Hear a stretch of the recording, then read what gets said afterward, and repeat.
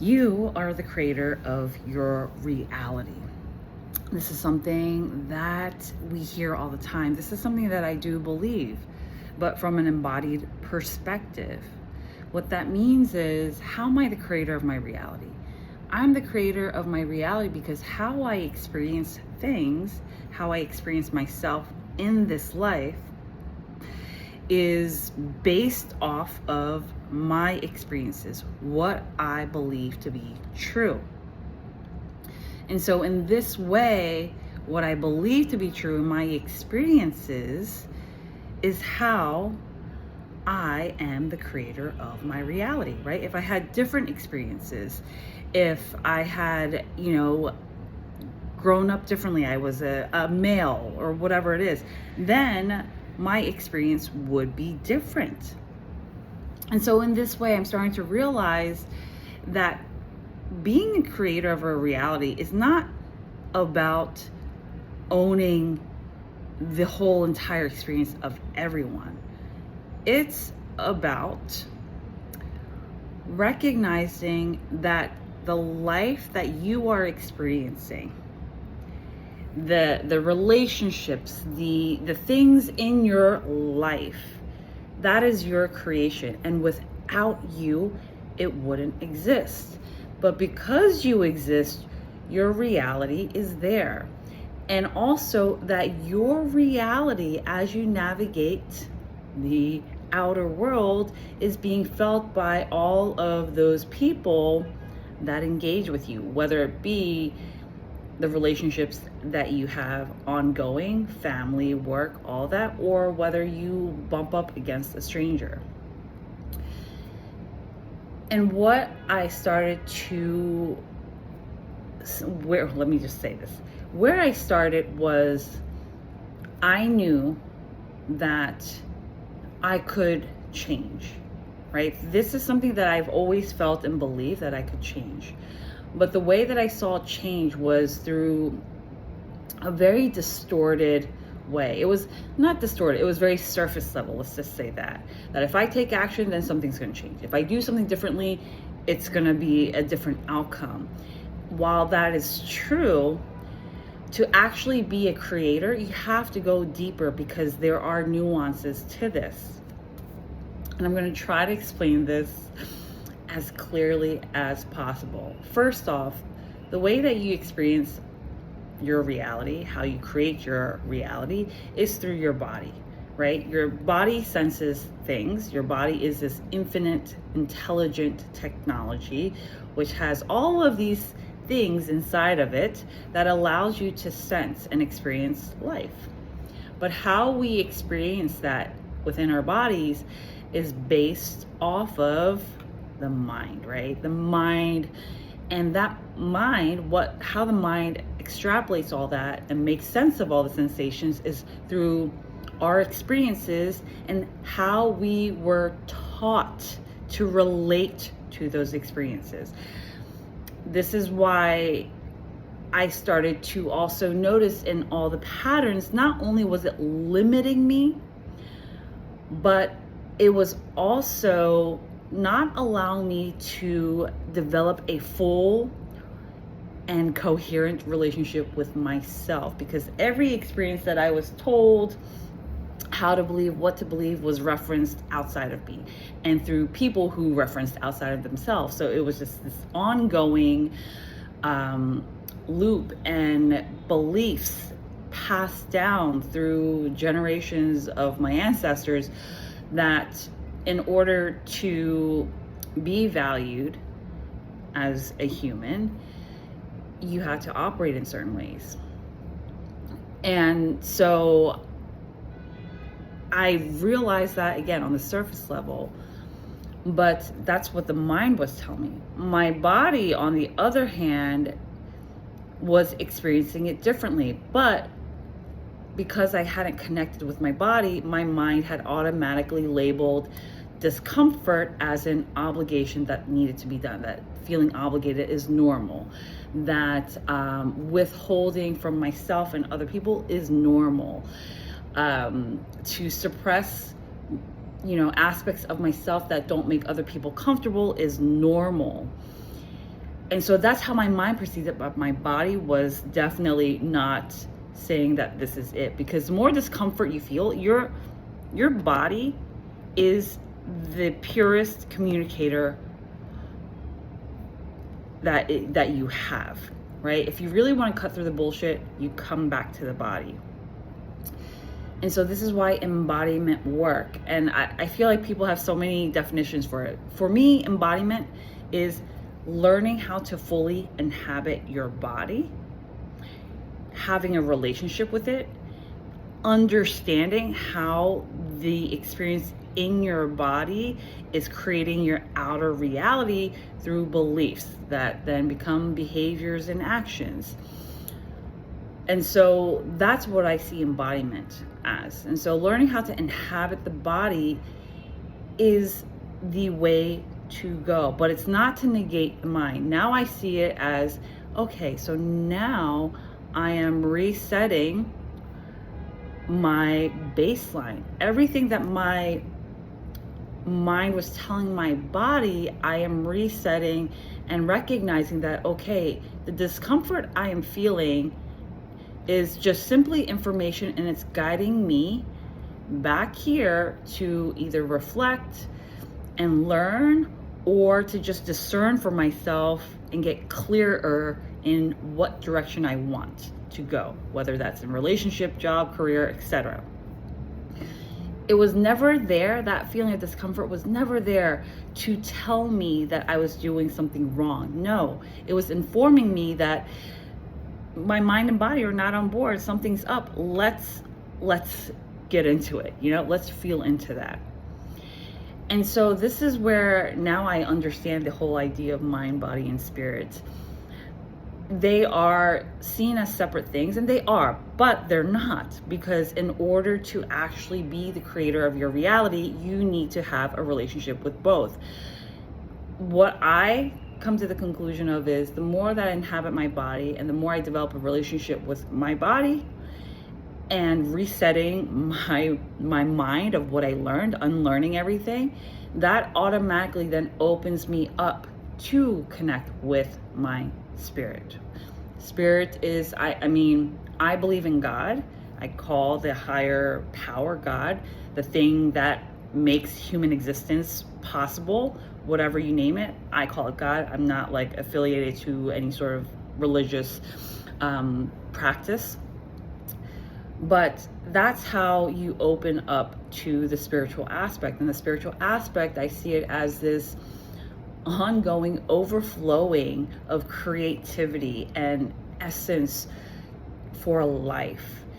And it then starts to remind you that we are all here to experience Earth or life as a human, to really enjoy ourselves. But enjoyment also comes with discomfort, right? And all of the other emotions. I think the way that we have been taught enjoyment, fulfilling life and success, all these things have been distorted in a way that to be in that state, it means you have to always be in the state of being where you're always on. No, it's about understanding that as a human, you are not here to suffer, you are here to grow. But through that growth, through that experience of enjoyment, you must move through the seasons of your being. So that requires rest, that requires learning, that requires pushing the boundaries, being in uncertainty, that requires integrating all of that, and then being able to express more and more of who you are. And the more and more is really just different experiences of yourself that you have not yet experienced. And so that's powerful. Now, how I'm also starting to see it is everything is energy. That's another concept that I already knew. I understood it logically. Science shows us that. I'm not going to get into it here. Everything is energy, right? And you've all heard like thoughts are energy, everything carries energy. And so when I was doing the embodiment work, inhabiting my body, what that did for me was it allowed me to become familiar with what I was experiencing day in and day out, how that was expressing my outer reality. And doing so, it gave me almost like this way of detaching from what I'm actually experiencing, even though it's in my body, in a way to see that it doesn't have to be that way. And it gave me the capacity to then act differently without forcing actions. I feel like in this process, it is a bit of both. It's being able to, like, think about it at the gym, right? You go to the gym to get a stronger body, to be able to move your body in different ways. But it's not this perfect step-by-step thing. You do some exercises, you explore what you can do after doing that, and you continue to progress. But the progression is also not linear, right? It's more of, it goes here, it goes there. And you know that in the process that you're growing stronger, even though it doesn't always necessarily show in this linear way. You feel the difference, and you feel the difference outside of the gym, right? And so that's how I see this process of embodiment. It's not about inhabiting the body to become perfect and masterful at creating this perfectly curated life in a way that you're always at ease. No, it's about inhabiting your body, understanding and becoming familiar with the sensations, and detaching, from the uncomfortable sensations. That means that you are bad, that it just means that you are being asked to come back to the body. And when you do that, naturally you are developing a relationship with your body and with the sensations. And the funny thing is, the more you do that, like the more I was inhabiting my body, noticing my triggers, and I was journaling about it, and I was doing that consistently every day, like every second of the day, I was noticing it. And then I would just call it out for sensations. I'm like, oh, I feel this in this part of my body. I feel this tingling thing. I feel like this impulse to like jump and leap out of my body. And here are the thoughts that come up. So I was kind of deconstructing the experience, which is initially in the beginning, it might be a little bit challenging, but it becomes like second nature. And doing that, automatically my body was like, oh, okay, like, we're gonna survive. We're okay. We can land here. And it gave me the capacity to land and to take different action. And so going back to the energy part, so as I was doing that, I noticed how, there's that concept out there that your outer reality is reflecting your inner reality. And I believe that to be true. And I also started to recognize that every time I felt, or every time something out of the blue happened outside of me, something that I couldn't control, whether it's big or small, and I didn't expect it, that it's not so much that I manifested it, okay? We don't manifest these things. It's about how you react or respond to it. And that will show you the mirror. That's after you've developed that relationship. Because in the beginning, you're so unconscious that you're reactive to everything. So everything starts popping up. And energetically, that's what you're calling in, because you're experiencing everything as that. So I just had an interesting experience. I feel like the past 2 days have been really interesting for me. But I noticed a lot of just like little things that weren't going my way. And specifically today with the laundry, there's something with the laundry with me today. Since I've moved into this apartment, is how one of the washers wasn't working after I put all that stuff, my clothes in, and I transferred to the another one. And that wasn't working. And then I just kind of laughed. I'm like, all right. I'm like, it's okay, And I kept telling myself too, because this is really important. When things feel a little chaotic and like I have a lot of these like things come up, like unexpected things, this is when I do double down. I tell myself, I am whole, I am valued. This is me proving to myself that everything is going in my favor. So I put it into the next washer, and that wasn't working either. And I just started laughing, and I was like, oh, I feel like, I don't want to say it's a test, but it is revealing how I used to operate, because my life was always that. I feel like everything I did just like didn't work out. And that's what I would literally tell myself. I'm like, oh, I see. So to get to that next level, to experience myself differently, is experiencing myself differently in the now. And so just as if like everything is good and great things are coming my way, I put the laundry in the next washer. And what I see with this energy stuff, and what got me kind of tripped up, is, it's not, again, about perfection. I think a lot of the manifestation tools are really great. I've applied them, and it got me to a point, and sometimes those same things didn't really work. What I realized is that it's not about perfection. It is really about exercising, being in your body and being at peace regardless of what is happening. And that doesn't mean you negate the sensation that your body is sensing, like the fear or whatever. You feel that, but you also have this like deeper awareness, like, okay, like shit hit the fan. It's like, okay, take a breath, come back to my heart. And I am allowed to be here. I am here to grow. Every opportunity is for me to grow. And energetically, when you practice that, there's less of this clenching, there's this less of spiraling and chasing and being in that survival loop.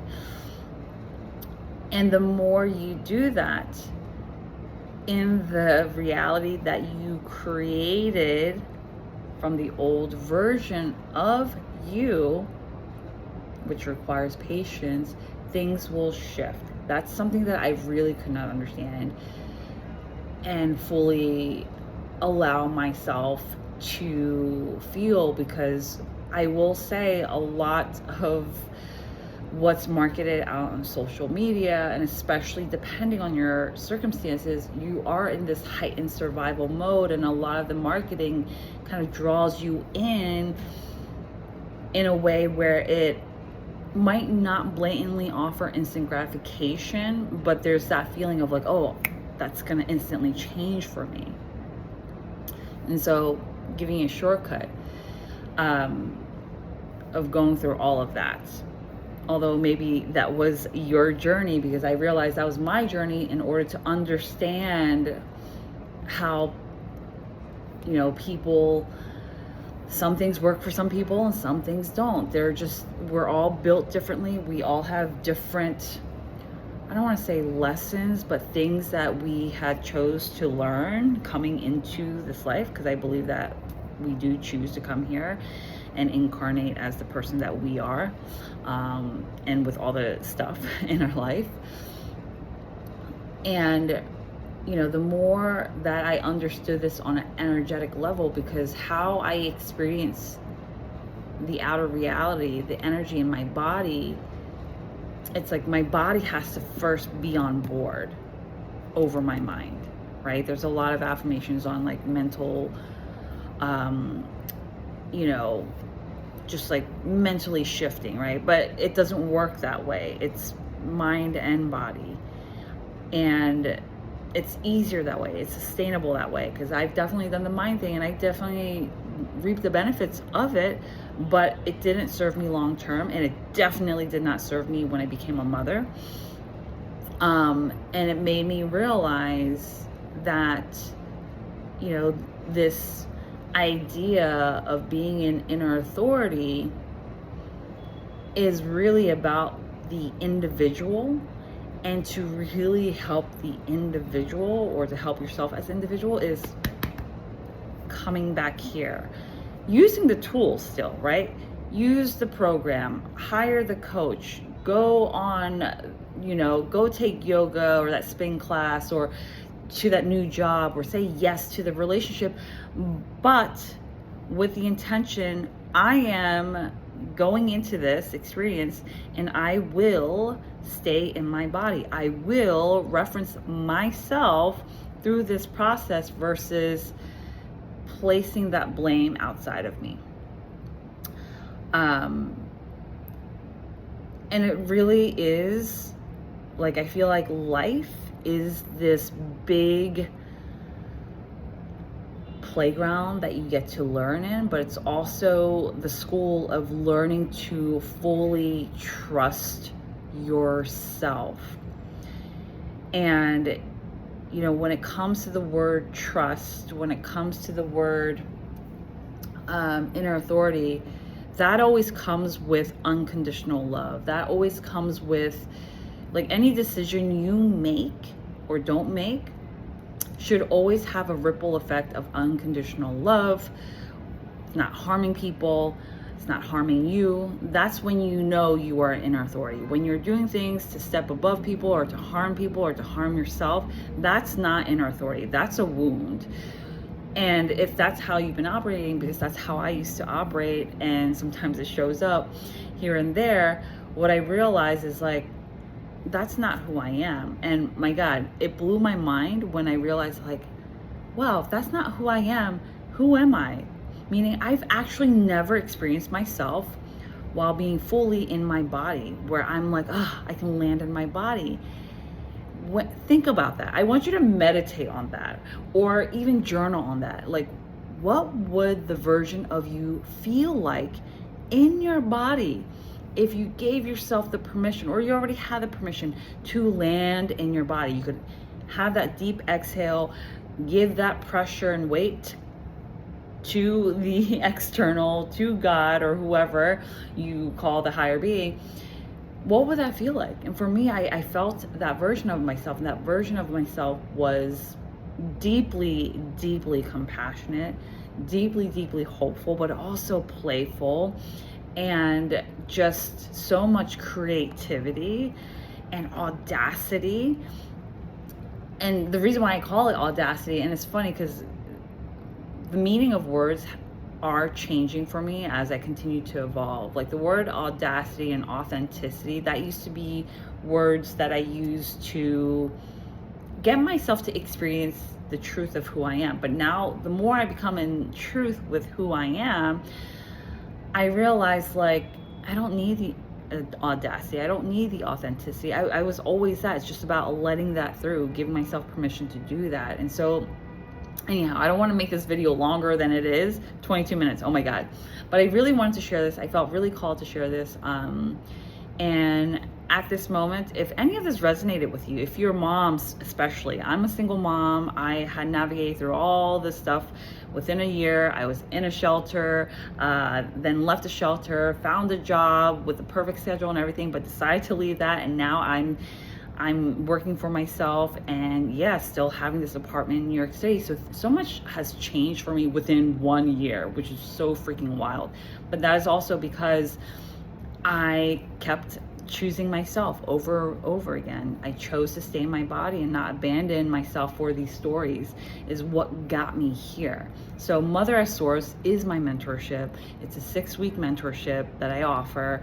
You can go to my website, or if you're looking to get back into fitness or just like moving your body, I offer a movement coaching program. It's personal training, essentially, because I'm a personal trainer. I've been a personal trainer for over a decade, having background in yoga, FRC mobility specialist, animal flow, a lot of different things. And so now with the grounded work that I have moved through with embodiment work, I see how I can really help the physicality aspect of things, and how that all ties into it, and really being able to create an experience for an individual where they start to, like, working out doesn't feel like a chore. It feels like a devotion. It feels good, and it doesn't have to look like what everyone else is doing, but it also gives you life and energy, not just in the session, but outside in all areas of your life. Because what's the point of doing all of that working out and moving your body if it's not helping you in other areas of life? So I have that, and you can always just DM me if you have any questions. And yeah, phew, it's been a wild past, I want to say like 48 hours. But, you know, in times like these, I always know that it's best to move slower, do all the things I need to do, but move slower, notice where I'm feeling that impulse to like run, to fix things, and to fully inhabit my body, to give my body that space to move the energy that wants to be moved, but in a more intentional way versus survival way.